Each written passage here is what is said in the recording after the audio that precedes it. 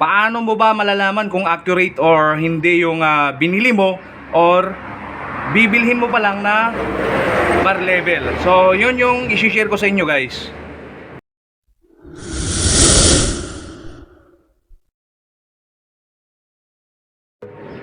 Hello guys, welcome to my vlog. Bali sa video ito guys, mag-share lang ako tungkol sa bar level. Ayan. Although may ano na ako nito guys, may dati na akong video pero yung iba hindi nila makuha. So i-explain natin ulit. Ayan.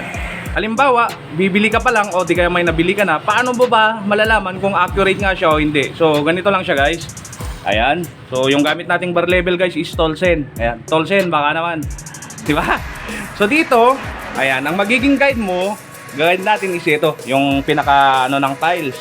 Didikit lang natin yung ano. Yan yung magiging guide natin dito. Tatapat natin ganyan. Tapos dikit natin dito sa may tile trim, ganyan. Di ba?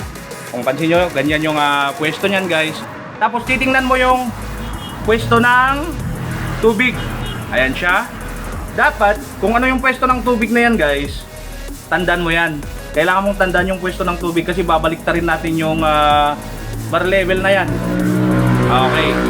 Kung minsan tinatanong, paano pag nasa hindi na balanse yung tubig, kumbaga hindi nasa gitna, di ba? Hindi nakagitna yung tubig. Basta ang importante dyan guys is tandaan mo kung nasan yung pwesto ng tubig. Ayan. Nakagitna man yan o hindi, basta kailangan mo lang tandaan kung nasan yung pwesto ng tubig na yan. Yung bubbles kako. Sorry, yung bubbles pala, di ba? Yung bubbles sa gitna. Ayan. Kumbaga, kung nasa linya siya, kailangan mo lang siyang tandaan. Basta ang importante guys, is tandaan mo lang kung nasan yung bubbles niya. Kung saan nakapwesto yung bubbles niya. Ngayon, ang gagawin natin para malaman nating accurate, kung ano yung pwesto ng bubbles na yan, dapat pag binaliktad natin, ayan, binaliktad natin. Ganun pa rin guys, dito pa rin natin nilalagay sa mismong edge ng tiles, kantuan ng tiles, ayan. So, ayan na siya. Dapat yung tubig niya guys, kung ano yung pwesto ng tubig niya kanina, nung hindi pa natin siya binaliktad, dapat ganun din siya. Ayun, dapat ganun din yung posisyon ng bubbles na yan, yung bula na yan. Ayan. Dapat parehong-pareho sila. Para doon mo malalaman kung accurate yung bar level na bibilhin mo o di kaya yung bar level na binili mo. Di ba? So, ganun lang siya kasimple guys. Kahit yung patayo naman guys. Ayan, pag patayo, ganun din yung proseso nun. Pareho lang sila.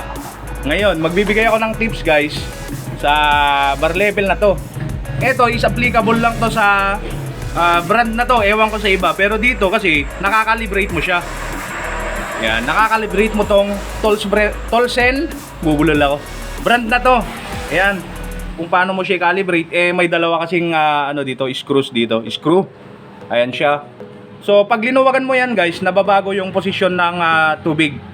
So kailangan mong either luwagan or higpitan para makuha mo yung pagkaano ng tubig niya, yung bubbles niya. Di ba? Kailangan mo siyang balansehin. Dapat pagka naghigpit ka rito, hinigpitan mo, tandaan mo yung posisyon ng tubig, tapos baliktarin mo yung bar level, dapat pareho sila. Pag nakuha mo na yung balanse nun, kahit baliktarin mo yung bar level, pag yun na yung nakukuha mo, so ibig sabihin, calibrated na yung bar level mo. Pero hindi lahat hindi lahat ng bar level ganon. So yung sinishare kong video guys is para lang sa mga hindi pa nakakaalam.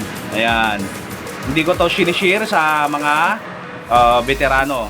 So, yun lang guys. Maraming salamat sa panonood sa mga vlogs ko.